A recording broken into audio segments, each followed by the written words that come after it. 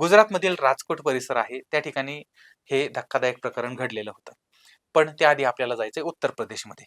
तर त्या भागामध्ये राहणारा एक 20 वर्षाचा पियुष कुमार खरवार नावाचा तरुण आहे. आपण त्याला आता पियुषच म्हणू. तर हा कामाच्या निमित्ताने हैदराबाद या भागामध्ये आलेला होता. नोकरी करत होता, दिवसभर काम करत होता, कष्ट करत होता आणि रात्रीचं मग ते सोशल मीडियावरती टिक-टिक, टुक-टुक करत असायचा. ते Facebook असेल, Instagram असेल, WhatsApp असेल, हे असेल, ते असेल किंवा मीडिया, रीळ-फीळ असलं सगळं चाललेलं असायचं. आता हे सगळं चालू असताना एकदा अचानकपणे त्याला एका मुलीचा मेसेज आला. आता मेसेज आल्यानंतर मग आता मुलीचा मेसेज आहे, त्याच्यावरती डीपी तशा पद्धतीचा आहे म्हटल्यानंतर हा पागळला. पागळल्यानंतर मग त्यानं तिला लाईक केलं, फॉलो केलं वगैरे, वगैरे सगळं सुरू झालं होतं. आणि समोरची जी मुलगी होती, तर त्या मुलीचं नाव होतं पूनम. आता अगोदरच हा प्राणी रात्रीचा जागणारा होता. त्याच्यामध्ये त्याच्या आयुष्यात पूनम आली आणि त्यामुळे पुनवेच्या चांदण्यामध्ये आता यानं भिजायला सुरुवात केली. सुरुवातीला मग यांच्या साध्या-साध्या, छोट्या-छोट्या, मोठ्या-मोठ्या गप्पा सुरू झाल्या होत्या, की "जेवलास का? काय करतोस? माझी आठवण येते का? जेवण झालं?" म्हणजे हे कॉमनच आहे सगळीकडे. अशा पद्धतीचे संस्कारी मेसेज मी तर अनेक वेळा हा डायलॉग आणलेला आहे. असो, तर जेवण, जेवण झालं का? असले मेसेज असो. तर अशा पद्धतीने यांच्यामध्ये हे संस्कारी मेसेजची देवाणघेवाण होत होती, जवळीक वाढत होती आणि काही दिवसातच मग Facebookचा संवाद Instagramवरती पोहोचला, त्यानंतर WhatsAppवरती आला, मोबाईल एकमेकांचे दिले गेले आणि त्याच्यानंतर मग एकमेकांचं इतकं की आता त्यांच्या एकमेकांच्या शिवाय बोलल्याशिवाय त्यांना अक्षरशः म्हणजे अन्न जात नव्हतं किंवा पोटही साफ होत नव्हतं. इतकं ते एकमेकांच्या सतत बोलत, बोलत, बोलत, बोलत राहिले होते. आणि मग हळू मग एकमेकांचं प्रेम, त्यानंतर मग चॅटिंग-चुटिंग, भविष्याचे स्वप्न-बिप्न असलं सगळं सुरू झालं होतं. आता इकडं पियुषला वाटायला लागलं, की त्याला त्याच्या जीवनाची साथी सापडली. तिकडे त्या पूनमला वाटायला लागलं, की माझ्या जीवनाचा साथीदार सापडला. रोमॅन्टिक बोलणं सुरू झालं आणि भेटीची ओढ लागली आणि एकदा दोघं एकमेकांना भेटले, कडकडून भेटले, जोरात भेटले. दोघंही तरुण, दोघंही वयात आलेले, एकमेकांना पाहिलं. दणादण एकमेकांच्या प्रेमामध्ये पडले. इतके जोरात पडले, की आता त्यांनी ठरवलं, आपण आता लिव्ह इनमध्ये राहायचं. त्यानंतर त्या पियुषनं एक रूम घेतली आणि त्या पूनमला आणलं. त्यानंतर दोघांचा संसार सुरू झाला. पण इथं झाला घोटाळा हनीमूनच्या रात्री. पियुषच्या मनामध्ये स्वप्न होती. आता हनीमूनला जाणार आहे तो. म्हणजे हनीमूनची जी स्वप्न असतात तीच त्याच्या मनात स्वप्न होती आणि त्याच्यासाठीची सगळी तयारी, जी तयारी केली जाते ती सगळी तयारी त्याने केली होती. त्याच वेळेस त्या पूनमनं सांगितलं, म्हटली की "असं नाही. माझं इथे धार्मिक काहीतरी कारण सांगितलं. मी व्रत, वैकल्य वगैरे करते. त्याच्यामुळे अगोदर आपण हे सगळी पूजा सगळं करायचं आणि त्याच्यानंतरच मग बाकीच्या गोष्टी." आणि त्यानंतर मग ते वेगळे-वेगळे झोपायला लागले. फक्त रात्रीचं वेगवेगळे झोपत होते. बाकी नवरा बायको सारखा त्यांचा व्यवहार चाललेला होता. बायको स्वयंपाक करत होती, हे करत होते. नवरा आपला कामावरती जात होता, येत होता. सगळं काही सुरळीत चाललेलं होतं. आणि ह्याचं नाव पियुष, तिचं नाव पूनम. प, प, पी, पी आणि त्याच्यामुळे एकाच राशीचे दोघं आणि त्यामुळे हे सगळं आता चाललेलं होतं. आणि प्रतिकात्मक विधी म्हणून मग यानं तिच्या कपाळावरती सिंदूर वगैरे फासला होता. सगळं झालेलं होतं. आणि एकदा त्या पियुषला जोर का झटका धीरे से लगे. लय भंगार डायलॉग झालाय ना. जोर का झटका धीरे से लगे अशा पद्धतीची अवस्था झाली.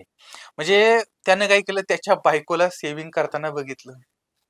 म्हणजे पैशाची सेव्हिंग करत असतील तर काय वाटलं नसतं, पण ती गालाची शेव्हिंग करत होती, शेव्हिंग. हा लय मोठा धक्का होता त्याला. आणि मग ज्या वेळेस त्यांनी तपासणी केली, त्यावेळेस त्याला कळलं की ही जी आहे ना पूनम, ती नाहीये, तो तो आहे आणि त्याचं नाव आहे चंदन कुमार. म्हणजे सोशल मीडियावरती महिला आहे असं भासून चंदननं पियुषशी संपर्क साधला आणि त्या चंदननं पियुषला चंदन लावलं. म्हणजे आपण जिच्यावर प्रेम केलं, जिच्याबरोबर संसाराची स्वप्न बघितली, तिनंच आपल्याला हे चंदन नंदन वंदन लावलेलं आहे. आता हा धक्का या बिचाऱ्याला काही सहन झाला नाही. म्हणजे बागायती जमीन म्हणून विकत घेतली आणि जमीन मिळाली जिरायती, अशा पद्धतीची त्याची अवस्था झाली आणि यामुळे दोघांच्या मध्ये वादाला सुरुवात झाली. आता यावेळेस त्या पियुषनं सांगितलं की हे बघ, मला तुझ्या बरोबर काही नातं ठेवायचं नाहीये, त्यामुळे तू तुझं बघ, मी माझं बघतो, असं तू निघून जा. पण चंदन काही ह्याला सोडायला तयार नव्हता. तो म्हणत होता की मी तुझ्या बरोबर बायकोसारखा राहतो आणि असं तसं आणि आपण एकत्र राहून मी तुला सोडणार नाही. आता पियुषला काय तो नको होता आणि ह्याला मात्र तो पाहिजे होता. आणि हा चंदन काही त्याचा पिच्छा सोडायला तयार नव्हता. आता काय करायचं काय करायचं काय करायचं, मग त्या पियुषने एक दिवस गुपचूपपणे त्याचं काम बिम सोडलं, घर वगैरे सोडलं आणि तिथून गावाकडे निघून गेला. त्याच्यानंतर मग तिथून बाहेर कुठेतरी काम बघितलं आणि त्यानं कामाला सुरुवात केली होती. आता इकडं हा जो चंदन आहे किंवा चंदन उर्फ पूनम ही पियुषच्या प्रेमामध्ये वेडी झाली होती. म्हणजे भाग्य लागतं हो या लोकांना, की बाबा तुमच्या प्रेमात कोणीतरी वेडं होतंय, म्हणजे त्याच्यासाठी भाग्यवान असावं लागतं ना. तुम्हाला काय वाटतं? पण अशा पद्धतीने आता तो चंदन किंवा पूनम जी आहे त्याच्या प्रेमात वेडी झाली होती आणि मी त्याच्याशिवाय जगू शकत नाही वगैरे वगैरे असं म्हणत म्हणत तो चंदन त्याच्या गावाकडे गेला. गावाकडे गेल्यानंतर त्याला विचारलं कुठे, त्यांच्या घरच्यांना विचारलं कुठे आहे, काय आहे. तिथून माहिती घेतली आणि नंतर तो कामावर गेला. म्हणजे पाठलाग करत करत हा उत्तर प्रदेशमध्ये पोहोचला. उत्तर प्रदेशमधून राजस्थानमध्ये गेला. राजस्थानमधून गुजरातमध्ये गेला. गुजरातमधलं राजकोट आहे त्या ठिकाणचा पडवाला हा जो भाग आहे त्या भागामध्ये एका कारखान्यापर्यंत पोहोचला, ज्या कारखान्यामध्ये हा पियुष काम करत होता. तारीख होती 21 जून 2026 या शुभदिनी या दोन प्रेमी जीवांची कडकडून भेट झाली. आता चंदनला बघितलं, हा बाबा इथं पण आला. पियुष वैतागला. त्याने हात जोडले, म्हणले बाबा माझा पिच्छा सोड. हा म्हणतोय मैं तेरे को नहीं छोडूंगा. आणि मग ह्यांच्यामध्ये आता तिथं गेल्यानंतर पण परत शाब्दिक वाद झाला, भांडणं झाली, संताप होता, कशाला तू माझ्या मागं लागलायस.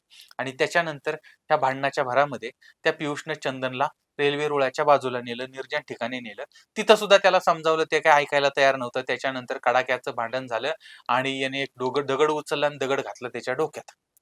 डोक्यात दगड घातला, डोक्यातनं दगड आपलं डोक्यातनं रक्त आलं आणि नंतर ह्यानं पुन्हा त्याचं डोक्यानं दगडानं डोकं ठेचलं आणि त्याला मारून टाकलं. त्या ठिकाणी जी दगडी होती त्या दगडाखाली त्याला लपवला. त्याची बॉडी वगैरे टाकली आणि हा पुन्हा कामावर निघून गेला. काहीच झालं नाही अशा पद्धतीने. आता या घटनेला 5-6 दिवस झाले. प्रचंड दुर्गंधी परिसरात सुटली. तारीख होती 25 जून 2026. आता या दिवशी रेल्वे मार्गाजवळ महिलांचे कपडे घातलेल्या अवस्थेमधला कुजलेला मृतदेह सापडला होता. आता सुरुवातीला अपघाती मृत्यू असावा असा संशय होता, मात्र पोस्टमॉर्टम अहवाल आला आणि डोक्यावरती गंभीर जखम झाल्यामुळे मृत्यू झालाय असं आढळलं. हत्या म्हणून चौकशी सुरू झाली. पोलिसांनी मग सीसीटीव्ही फुटेज, तांत्रिक तपास, स्थानिक तपासण्या या सगळ्याच्या आधारे सगळी माहिती घेऊन पोलीस पोहोचले त्या पियुषपर्यंत आणि चौकशीमध्ये मग त्यानं त्याचा गुन्हा कबूल केला होता. आता या प्रकरणामध्ये भारतीय न्याय संहितेच्या कलम 103(1) या अंतर्गत गुन्हा नोंदवण्यात आलाय आणि पुढचा तपास आणि न्यायालयीन प्रक्रिया सुरू झालेली आहे. आता ही कथा केवळ गुन्ह्याची आहे का? तर आहे, पण इंटरनेटवरील आंधळ्या विश्वासाची पण आहे.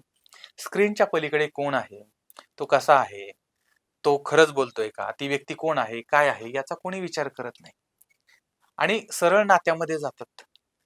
कोणाला बघितलं पण नाही आणि ते प्रेमात पडलं आणि हे झालं आणि ते झालं, हे अशा पद्धतीनं. म्हणजे सिर्फ तुम हे फक्त चित्रपटात योग्य असतं. वास्तव जीवनामध्ये सिर्फ तुम नाही, मग नंतर तुमचाच गेम होतो, हे लक्षात ठेवा. ओळख पडताळणं, सावध राहणं किंवा भावनेपेक्षा विवेकाला महत्त्व देणं अत्यंत गरजेचं आहे. कारण कधी कधी बनावट प्रोफाईलच्या पाठीमागे एक बनावट असत्य लपलेलं असतं. सत्याच्या मागं असत्य लपलेलं असतं. अनेकांचं आयुष्य कायमचं बदलून टाकणारं हे सगळं अशा घटना आहे, त्याच्यामुळे आपण सावध राहिलं पाहिजे. आता एक माझं वैयक्तिक मत व्यक्त करतो या ठिकाणी.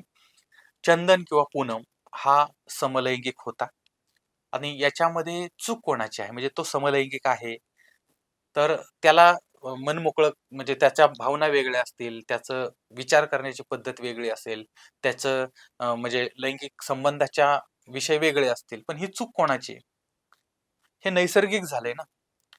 म्हणजे काहीतरी त्याच्यात बनवतानाच काहीतरी व्हायरस घुसला किंवा काहीतरी तो विषय झाला की जेणेकरून तो सर्वसामान्यांसारखा झालेला नाही.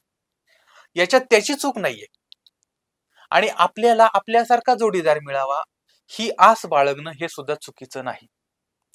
पण मीडियामध्ये त्यानं चुकीची माहिती दिली, त्याच्याबरोबर जो जोडीदार होता त्याला फसवलंय, त्यानंतर त्या जोडीदाराचा विश्वासघात केलाय, वास्तव सत्य जे आहे ते लपवलेलं आहे आणि ही त्याची चूकच आहे.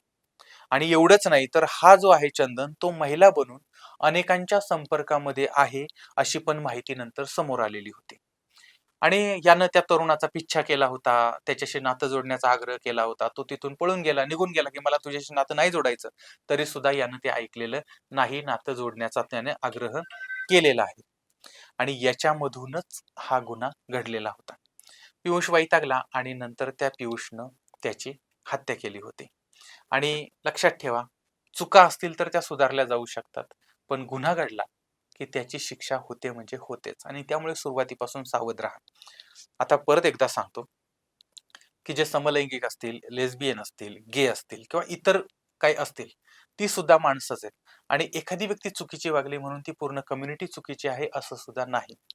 त्यामुळे त्यांना वेगळं समजणं किंवा नावं ठेवणं ही गोष्ट सुद्धा चुकीची आहे. आणि तीही माणसं आहेत, बाकीचे सगळे माणसं आहेत ज्या पद्धतीनं. आणि लैंगिक जीवन हे प्रत्येकाचं चार भिंतीच्या आतलं असतं, वैयक्तिक असतं. त्यामुळे जर ते गुन्हेगारी स्वरूपात बाहेर आलं तरच त्याच्यावरती आपण बोलतो. अन्यथा कोणी कसं वागावं, कोणी स्वतःची इच्छा कशी पूर्ण करावी हा ज्याचा त्याचा प्रश्न आहे.